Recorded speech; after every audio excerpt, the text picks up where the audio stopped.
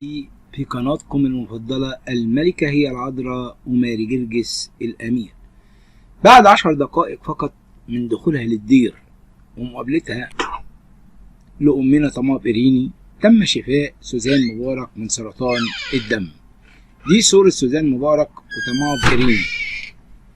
في مواضيع عامة: السطر الذي مررته من وثائق ويكيليكس عن اعتناق السيدة سوزان مبارك للديانة المسيحية، وهو أمر مشكوك في صحته حسب الأوراق الرسمية، إضافة إلى أن تسريبات ويكيليكس نفسها عبارة عن انطباعات وتحليلات وليست معلومات مدققة، بخلاف أن حرية العقيدة وحرية اعتناق الأديان أمر شخصي لا يجوز المساس به أو الاقتراب منه.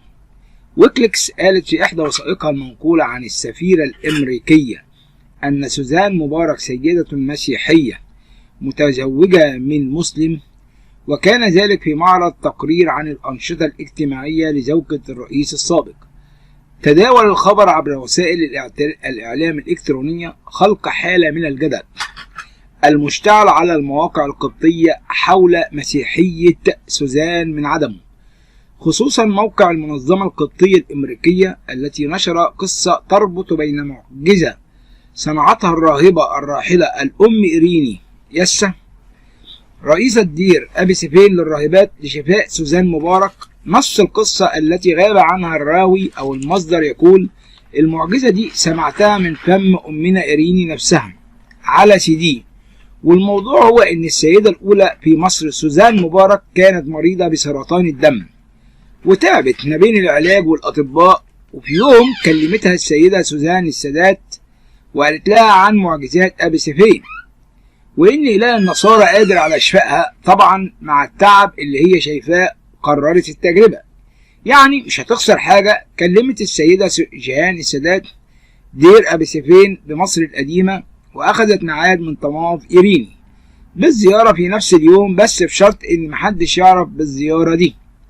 وفي الميعاد جاءت جيهان السادات ومع سوزان مبارك متخفيتين بالنظارات والإشارب وبدون أي حراسة كأنهم ناس عاديين خالص، وخبطوا على باب الدير، وفتحت الراهبة الباب وأدخلتهم بناء على التعليمات المسبقة من أمنا إيريني. قابلتهم طماف إيريني وطلبت منهم الانتظار، ثم دخلت وظلت تصلي ساعات لا أتذكر بالتحديد المدة، وكانت تطلب بشفاعة القديس العظيم أبي سيفين أن يتمجد الله وتخرج سوزان من الدير وهي سليمة 100%. وشعرت سوزان مبارك بسخونة شديدة في جسدها كله، وكانت بالفعل قد تم الشفاء، والآن نحن لا ننتظر منها غير الإهمال لمشاكلنا وتناسيها لوقوف المسيح بجانبها، خوفا منها هي والعائلة على الكراسي والمناصب الزائلة. الغريب أن السياق الذي نشرت فيه هذه القصة غير المترابطة هي مشكلة الطفلين أندرو وماريو اللذان أسلم ولدهما ورفضت والدتهما أن تتم حضانتهما لهم، أي للتأكيد على أن الأقباط لم يستفيدوا من هذه المعجزة. الرواية ضعيفة جدا وغير منسوبة لمصدر، كما أن ذكر اسم السيدة جيهان السادات فيها يضعفها أكثر ويجعل تصديقها مستبعدا، لأن العلاقة بين جيهان وسوزان كانت وما زالت غير حميمة ولم يعرف عنهما اقتراب، مع استحالة تحرك السيدتين دون حراسة أو تأمين. وقد حاول العديدون إثبات الرواية الملفقة بأسانيد تدعمها وإن كانت واهية، فهناك من يؤكد أن أحد الرهبان الكبار قد سمعها من فم الأم إيريني قبل رحلها، وهناك من يقول أن الدير يمتلك CD تروي الأم إيريني فيه الحكاية. على الرغم من أن الدير نشر مجموعة من الكتب عن حياة الأم إيريني، منها جوهرة السماء ومنارة الرهبنة وآفاق مجيدة في الحياة الرهبانية وغيرها، ولم تشر من قريب أو بعيد إلى هذه المعجزة أبدا. من ناحية أخرى تلقي القصة انتشارا كبيرا بمبرر أنها السبب الرئيسي وراء قرار الرئيس السابق محمد حسني مبارك بجعل عيد الميلاد 7 يناير أجازة رسمية، وعلى تأكيده في أكثر من حوار على أنه شخصية غير متعصب. وهناك من يضيف على ذلك بأن المعجزة التي حدثت مع مبارك شخصيا كدليل على التخبط، وهو الأمر الذي يجعله يوافق على إنشاء فرع للدير بالكيلو 39 بالساحل الشمالي غرب الإسكندرية على مساحة 52 فدانا، ليكون ديرا ثانيا للراهبات ديرا للدير الرئيسي بمصر القديمة، مع تسهيل كل الإجراءات اللازمة لذلك، بالإضافة إلى إهداء مبارك لعدد من الكنائس الجديدة نجف غالي الثمن. ويتردد أنه قام بإهداء قدرائية السمائيين بشمال سيناء نجفة ضخمة. المؤرخ الكنسي نشأة زقلمة، والذي أصدر أكثر من كتاب عن الراهبة إيريني يسا، قال إنه لم يهتم بكتابة هذه المعجزة في الكتب التي أصدرها، لأنه لا يوجد دليل على هذه الواقعة. وأشار زقلمة أن المعجزة في حالة صحتها لا تؤكد على أن من حدثت معها شخصية مسيحية، فهناك معجزات تحدث لغير المسيحيين ولا تستدعي تحولها للمسيحية. إحدى الشخصيات القبطية رفض ذكر اسمه استبعد صدق هذه الرواية تماما ووصفها بالكلام الفارغ، وأضاف قائلا في عصر مبارك وقع نحو 160 حادثا طائفيا ضد الأقباط لم يحاكم فيها أحد، كما لم يصدر أي قانون يستفيد منه الأقباط مثل تجريم التمييز أو دور العبادة أو الأحوال الشخصية. كذلك فإن كتب مهرجان القراءة للجميع التي كانت تحمل صورة سوزان مبارك كانت تحتوي على سلسلة للكتب الدينية الإسلامية، ونشرت السلسلة كتابا للداعية أحمد ديدات بعنوان محمد أعظم عظماء العالم، وهاجم المسيحية ووصف المسيحية بالعنصرية وعدم الرحمة.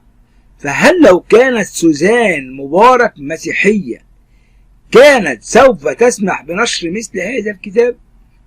نرجع ونقول الرواية التي تقول أنه بعد 10 دقائق فقط من دخولها للدير ومقابلتها لطماط إيريني شفاء سوزان مبارك من سرطان الدم، هذه القصة قد تكون غير حقيقية.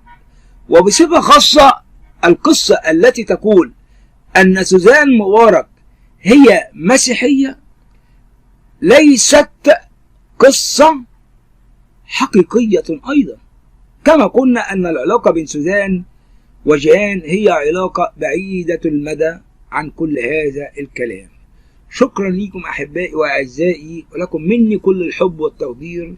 إننا نحب أن ننشر الحقيقة لا من أجل الإشهار المسيحية، لأن المسيحية لها إله عظيم يشهرها وحده، ولها قدسيها يمجدون الله ويتمجدون من الشعب من خلال الله العظيم.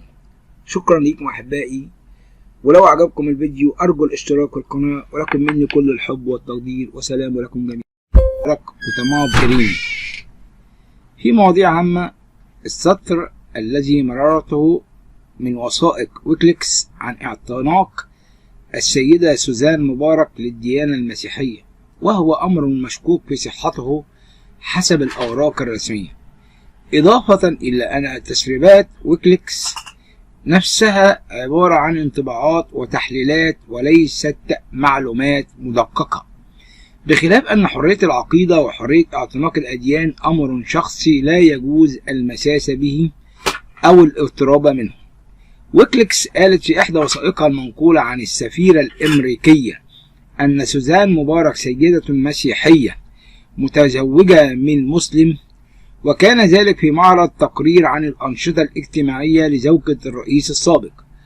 تداول الخبر عبر وسائل الإعلام الإلكترونية، خلق حالة من الجدل المشتعل على المواقع القبطية حول مسيحية سوزان من عدمه، خصوصا موقع المنظمة القبطية الأمريكية التي نشر قصة تربط بين معجزة صنعتها الراهبة الراحلة الأم إيريني يسا رئيسة دير أبي سيفين للراهبات لشفاء سوزان مبارك. نص القصة التي غاب عنها الراوي أو المصدر يقول: المعجزة دي سمعتها من فم أمنا إيريني نفسها على CD. والموضوع هو إن السيدة الأولى في مصر سوزان مبارك كانت مريضة بسرطان الدم وتعبت ما بين العلاج والأطباء، وفي يوم كلمتها السيدة سوزان السادات وقالت لها عن معجزات أبي سيفين وإن إله النصارى قادر على شفائها. طبعا مع التعب اللي هي شايفاه قررت التجربة، يعني مش هتخسر حاجة. كلمت السيدة جيهان السادات دير أبي سيفين بمصر القديمة وأخذت ميعاد من طماف إيريني بالزيارة في نفس اليوم، بس بشرط إن محدش يعرف بالزيارة دي. وفي الميعاد جاءت جيهان السادات ومع سوزان مبارك متخفيتين بالنظارات والإشارب وبدون أي حراسة كأنهم ناس عاديين خالص، وخبطوا على باب الدير وفتحت الراهبة الباب وأدخلتهم بناء على التعليمات المسبقة من أمنا إيريني. قابلتهم طماف إيريني وطلبت منهم الانتظار، ثم دخلت وظلت تصلي ساعات لا أتذكر بالتحديد المدة، وكانت تطلب بشفاعة القديس العظيم أبي سيفين أن يتمجد الله وتخرج سوزان من الدير وهي سليمة 100%. وشعرت سوزان مبارك بسخونة شديدة في جسدها كله، وكانت بالفعل قد تم الشفاء. والآن نحن لا ننتظر منها غير الإهمال لمشاكلنا وتناسيها لوقوف المسيح بجانبها، خوفا منها هي والعائلة على الكراسي والمناصب الزائلة. الغريب أن السياق الذي نشرت فيه هذه القصة غير المترابطة هي مشكلة الطفلين أندرو وماريو اللذان أسلم ولدهما ورفضت والدتهما أن تتم حضانتهما لهم، أي للتأكيد على أن الأقباط لم يستفيدوا من هذه المعجزة.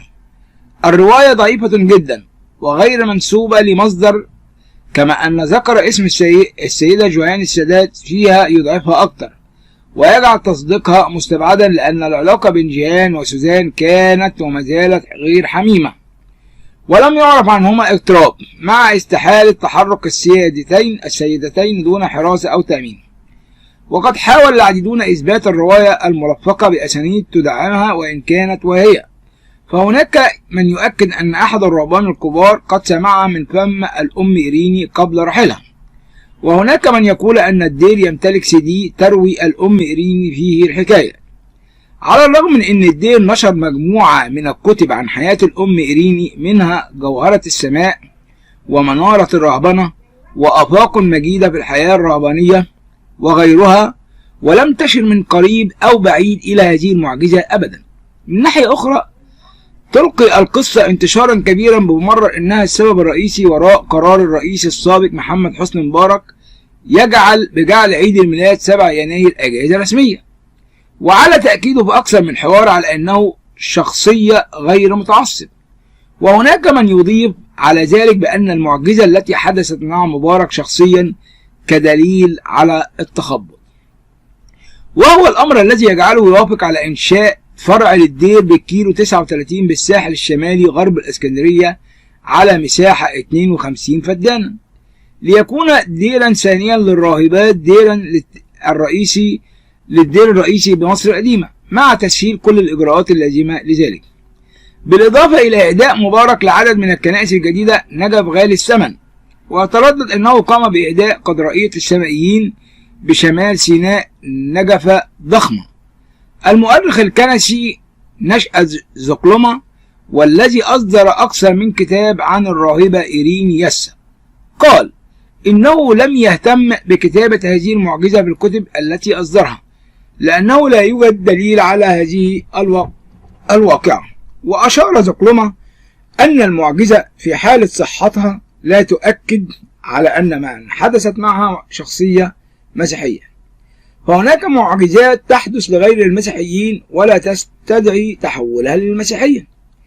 إحدى الشخصيات القبطية رفض ذكر اسمه استبعد صدق هذه الرواية تماما ووصفها بالكلام الفارغ، وأضاف قائلا في عصر مبارك وقع نحو 160 حادثا طائفيا ضد الأقباط لم يحاكم فيها أحد، كما لم يصدر أي قانون يستفيد منه الأقباط مثل تجريم التمييز أو دور العبادة أو الأحوال الشخصية. كذلك فإن كتب مهرجان القراءة للجميع التي كانت تحمل صورة سوزان مبارك كانت تحتوي على سلسلة للكتب الدينية الإسلامية، ونشرت السلسلة كتابا للداعية أحمد ديدات بعنوان محمد أعظم عظماء العالم، وهاجم المسيحية ووصف المسيحية بالعنصرية وعدم الرحمة. فهل لو كانت سوزان مبارك مسيحية كانت سوف تسمح بنشر مثل هذا الكتاب؟ نرجع ونقول الرواية التي تقول أنه بعد 10 دقائق فقط من دخولها للدير ومقابلتها لطماف إيريني شفاء سوزان مبارك من سرطان الدم، هذه القصة قد تكون غير حقيقية. وبصفة خاصة القصة التي تقول أن سوزان مبارك هي مسيحية ليست قصة حقيقية أيضا، كما قلنا أن العلاقة بين سوزان وجيهان هي علاقة بعيدة المدى عن كل هذا الكلام. شكرا لكم أحبائي وأعزائي، ولكم مني كل الحب والتقدير. إننا نحب أن ننشر الحقيقة لا من أجل الإشهار المسيحية، لأن المسيحية لها إله عظيم يشهرها وحده، ولها قدسيها يمجدون الله ويتمجدون من الشعب من خلال الله العظيم. شكرا لكم أحبائي، ولو أعجبكم الفيديو أرجو الاشتراك في القناة، ولكم مني كل الحب والتقدير، وسلام لكم جميعا.